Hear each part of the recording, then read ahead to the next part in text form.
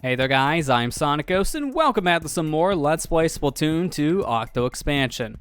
Last time we made our way further down the F line here, and we made it past the other junction point between C, so hopefully we don't get any more junctures in that same area. But looks of things, not really, as we're nearing the end of F line. So let's go ahead and continue on here with Pound the Rock in the Bring It Station.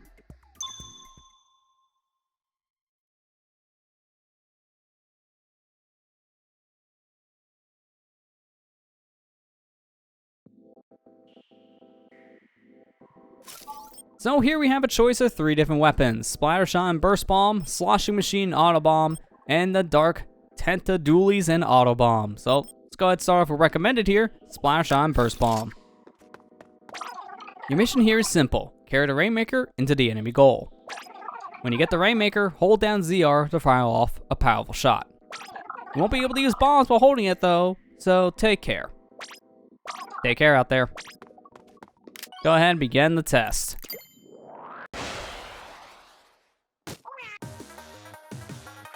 Looks like trouble.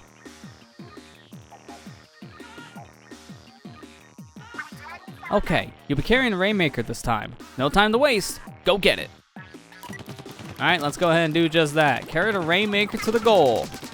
Huh? This looks just like Manta Marina. And it kinda is Pearl. Like, this is actually that set stage in question from the multiplayer mode in Splatoon 2. Oh, look who's here! Watch the movements, and when the time is right, blast them with a full charge.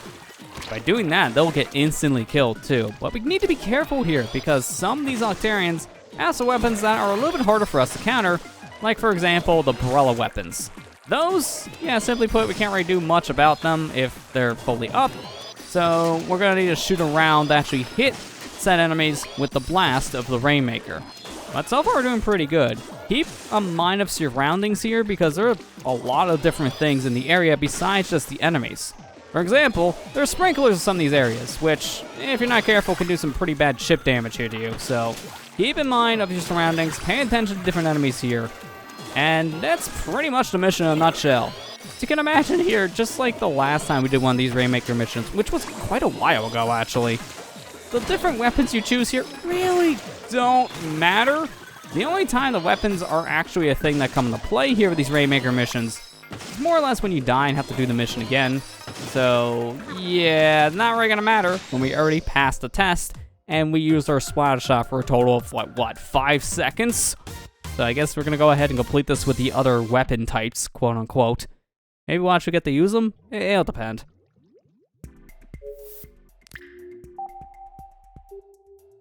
Let's go ahead and go back into Bring It Station. And last time we did one of these Rainmakers, we kind of just jumped around and sped up things, but it was because the last stage we played was a pretty linear stage. Couldn't really take that many different paths to get to the end. But here, we got a different set of paths we could take. So let's pick our next weapon here, Sloshing Machine, and get things started. This weapon is a pretty big powerhouse. It's one of the strongest different sloshers in the game, or the bucket types as I coin them. But this is really not a weapon we're going to be using much because, obviously, Rainmaker. But this time around, we can take a different path to actually get to the enemy goal. So that's what we're going to go ahead and do. So keep in mind of our surroundings here. We know there's an enemy on our right here with Umbrella, so pay attention to her. Take her out. And, oh, someone threw an auto bomb. I didn't get to see that thing. That was a little deadly. So I got to wait here a moment because I don't want to immediately run out of my shield. Charge up a shot here. Get rid of the one with dualies. But as you can see, if you shoot the metal gratings here, your shot will go through them. So that's not good. You're sitting duck on these platforms and your shot doesn't really help either. So let's just hope, yeah, okay, you can just dash right into my attack, that's fine. Clear out this area here and we should be okay. Looks like we got a sprinkler on our left. Go ahead and take that out. I know there's gonna be an enemy appearing over on this top section, but just safe than sorry. Here we got a, well, wall and a sponge that just kind of appeared out of nowhere. Didn't really see the wall until we got close to it, but that's just kind of the nature of this mission. Sprinklers, walls, even the enemies that just pop up when you get close to them, so pay attention.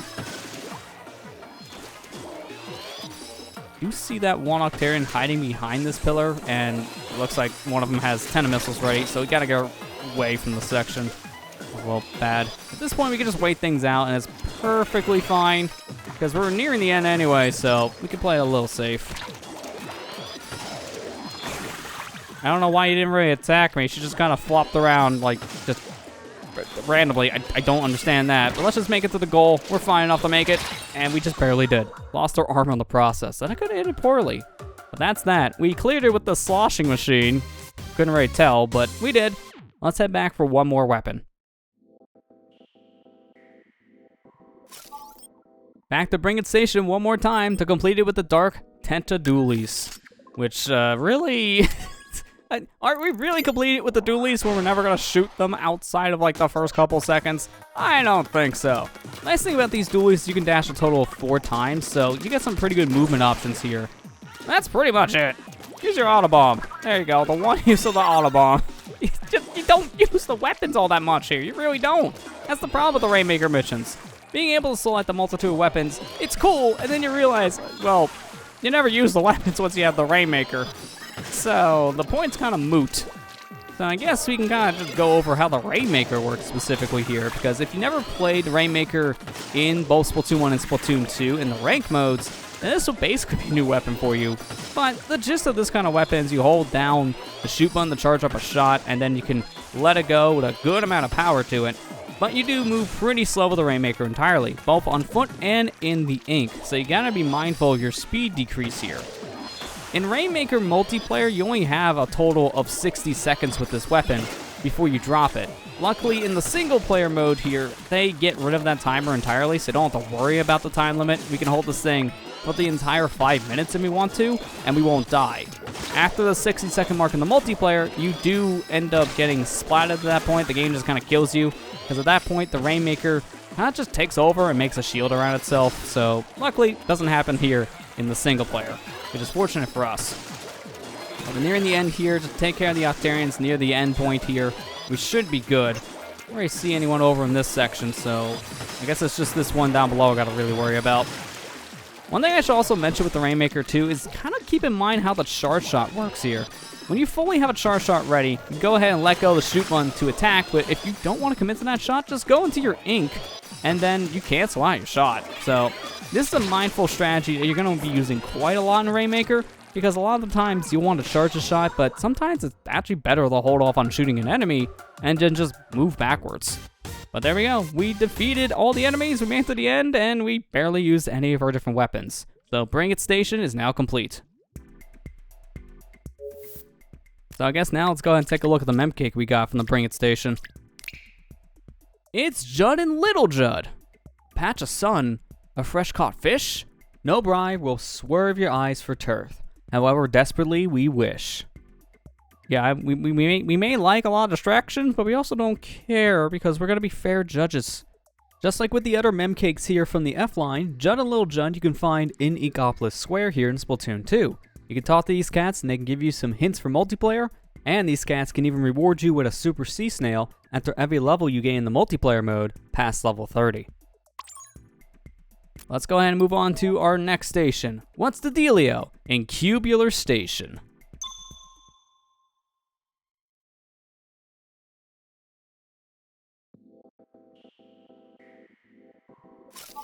So here we have a choice of only one weapon this time around, the Jet Squelcher and Splat Bomb. So let's go ahead and pick it. Please collect all 8 data points. Destroy each container and touch each data point to collect them. Ink the walls and look for a spot that you can climb up. Try to take advantage of the arc of your ink shots as well. Take care out there. Go ahead and begin the test.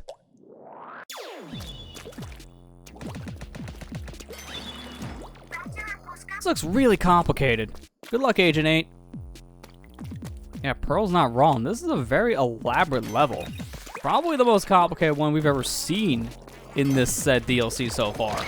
Now, this is essentially a big old maze when you think about it, as we have multitudes of different paths we can go ahead and take, but as we can see, the points we need to collect, they're all in areas we can't reach right now. We can go through these different rooms with these metal grates by just swimming through our ink, but I can't get anything. So you know what? Let's shoot that point in the center, and by doing that, we rotate the platform around 90 degrees as Marina sang. Now we can get to these data points. That's the first one. Let's go ahead and get our next one here. We'll just get the one on the room right adjacent to us, because that'll make things pretty easy. Ink up the wall here so we can go ahead and make this much easier to get to, but as you can see, these things, they're on a timer, so after a few seconds, the armor around these points will come back, so you gotta keep that in mind. Guess I'm gonna have to go a little further up because I keep on jumping around the point and not actually on it, so I'll just go straight up and then just jump down.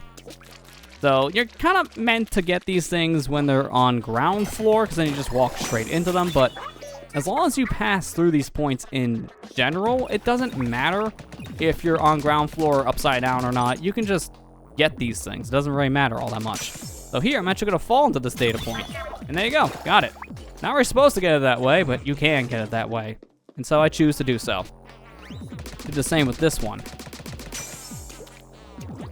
There we go. Very tight to do that too. We just barely have enough distance to actually make that, but we did. Go ahead, take care of you. Take care of the other enemy on the walls. We can see this one has some armor, but with the weird slant this guy is on, we just get rid of him without even shooting the armor off. It's very convenient for us. I have no ink. I should have enough to destroy this normally. I like throwing bombs at these things if I can, just because of how this works, but I like that comment from Marina. She's like, I'm kind of dizzy, and we just rotated this thing once. How are you dizzy? The thing didn't move.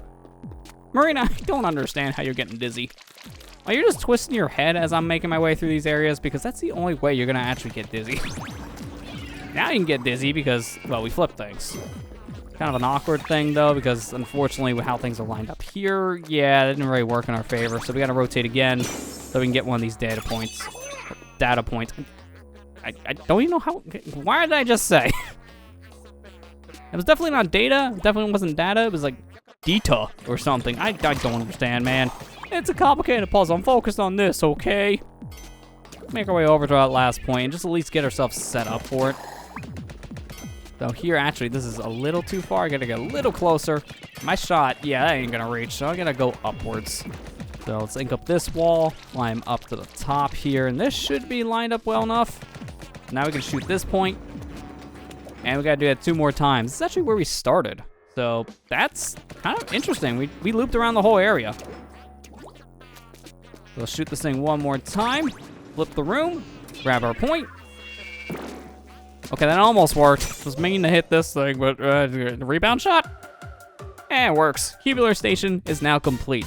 Only 1 weapon type, and that kind of mission is actually kind of disappointing. I would have loved to have made my way through that station with multiple different types of weapons, maybe ones with shorter range, say like a splatter shot, but unfortunately, we only have the jet squelcher. But on more positive news, we completed another set of mem cakes. Your collection grows, I see. 6 complete sets is mighty fine. No bones about it. I like to see you apply yourself. Does a world of good for my own dream. Oh, he's proud of us. Thank you. Well, don't that beat all? No thanks seem enough for this, but thank you I must. How about a small token of my esteem? It might come in handy in the promised land. We got the Null Boots replica. We can go ahead and use this piece of equipment once we make our way to Inkopolis. I followed that dream once. I chased it until I can go no further. Don't stubble now. I'll do my best. Thanks for those kind words of encouragement. But before we continue on, let's look at that mem cake we got to complete the F line here. It's Mr. Grizz. Oh, what I give to be employed. Better, I say, to work for pay than ride this subway through the void. And that hits a little too close to home when you're unemployed and need work, but all you can do is ride a subway car? I don't know whose story that one is. Sounds like maybe something you can find in New York. But hey, this is Mr. Grizz, the guy who employs you over in the Salmon Run mode of Splatoon 2. This is the guy who runs the whole operation. Not really the best mem cake here, though, because he just looks like one giant rock. You can barely see the detail here just because of the lighting. You gotta turn the mem cake on side to actually see the ridges in Mr. Grizz. So it's a weirder designed mem cake in my opinion. Not one of the ones I'm that big of a fan of just because of the lighting. It's cool design, it's just the lighting here doesn't do it justice.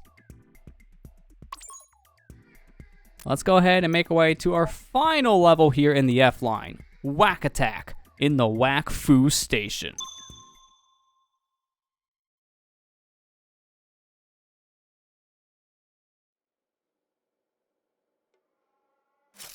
So here we have a choice of only one special this time around. No main weapon and no sub weapon. All we get here is the baller. So let's go ahead and choose that said special.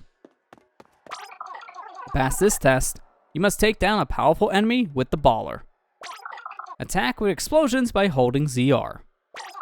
You're invincible, but if you get knocked out of the arena, it's game over. That's about it. Time to go toe to toe. Take care out there. Let's go ahead and begin the test.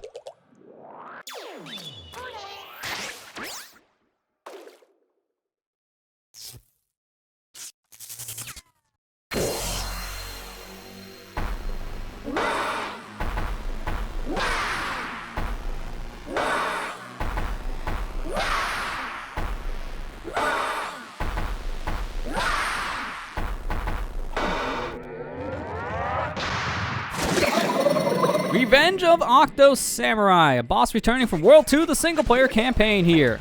Get into it, Agent 8. Tackle it head on. So what we need to do here is using the baller, we want to get close up, hold the ZR button to detonate, and now do a massive amount of damage. Now, here's the thing about this mission. We are invincible using the baller. This guy hits us, we won't die. Catch is, though, when he hits us, it will knock us really far away from him, to a point where if you're not careful, this guy can easily knock you out of the arena.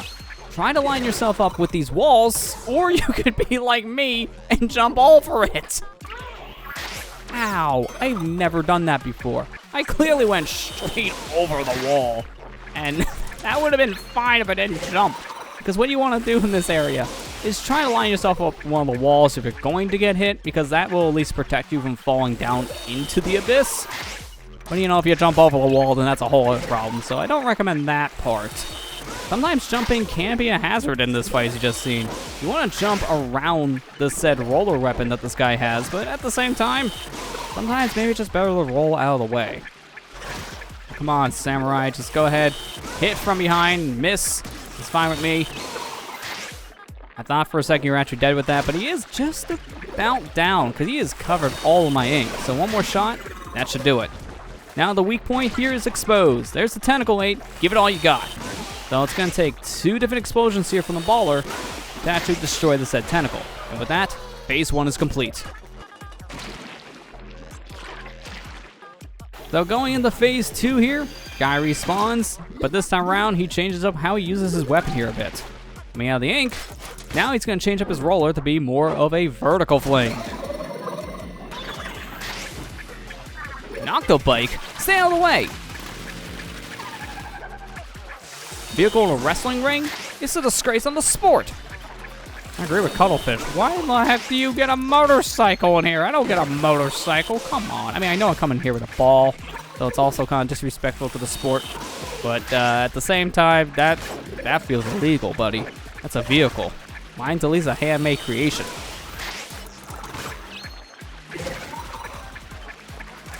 I will say, though, since we are making our way through this with a special and not a main weapon, that does bring up kind of a good talking point I have of this mission, and it's the fact that I don't like it. This specific boss fight with the baller is just so much more obnoxious now. It takes way longer to kill this guy with the baller. It's very easy to get knocked out of the ring. Even though you can't die, you can just easily get knocked out. Case in point right here. Dude, I didn't need you to actually do that as I said the word knockout. I didn't need you to make an example. This is the problem I have with this fight.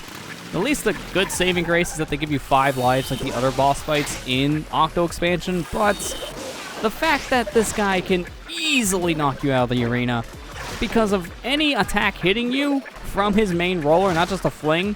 If he hits you with the roller, you get sent pretty much on the other side of the arena itself. It's very unforgiving. And this boss fight can just take forever with the damage output the baller has. This was definitely not designed for fighting a boss in mind, and this mission really shows that just because of how long this can take. A good fight of this can take upwards of 3+ minutes. It's insane. I'm just not a fan of this one. If they had other weapon types you didn't use in the single-player campaign of Splatoon 2 here, then that would have been fine. Maybe even the weapons you use actually from that said campaign. I mean, maybe not a roller, because that was kind of what you fought this guy with, but coming in here with, say, like a rapid blaster, or maybe the Octo brush, stuff like that, it would have been fine, but the baller, yeah, this definitely makes it a lot more annoying. Not necessarily challenging, just more annoying in general, so not a fan of this one in Octo expansion. It's probably my least favorite boss rematch we have here from the single-player campaign, but at least we don't have to do it with 2 other different weapons, so for us, we only gotta fight this guy once. At least that's a saving grace.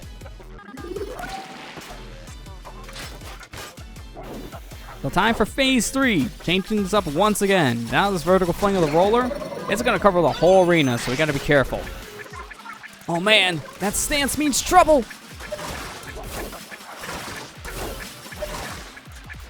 Be mindful of how many times this guy swings. He will swing a total of 3 times with that vertical fling. So, with that in mind, then you can bum rush him and start doing the damage.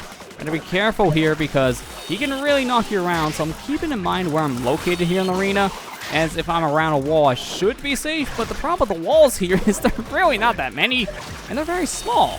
Like, look at these things. They're 2 little fences slapped together. That's it. That's not much room to really save you from being knocked back, which is another problem I have in this fight. All the walls may be able to save you, 9 times out of 10, they won't, simply just because of how small they are, so it's not great. It's like a fail-safe that they only thought halfway through in the fight, because they needed more walls, or if they're not going to make more, make these pre-existing ones bigger. Maybe 4 fence-wide units would have been better than 2. This is just too little for my liking. There we go. The guy is now down for the count one last time. So let's take care of this tentacle. And with this, the samurai is defeated. Boss rematch is now complete.